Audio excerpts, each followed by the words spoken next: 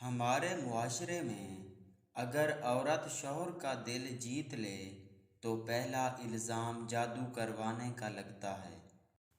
جس کتاب میں عورت کو پردے کا حکم ہوا ہے اسی کتاب میں مرد کو نظریں جھکائے رکھنے کا بھی حکم ہے۔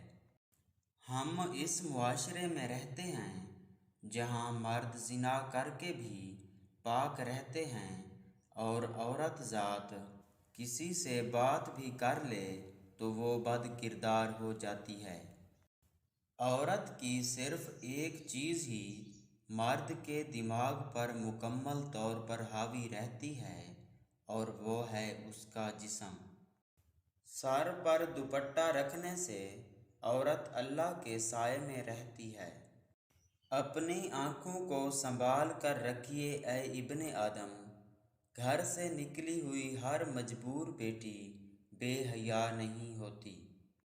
میں ایسے سماج کا حصہ ہوں جہاں کئی عورتوں کو اپنے بچوں کی بھوک مٹانے کے لیے کئی غیر مردوں کی بھوک مٹانی پڑتی ہے۔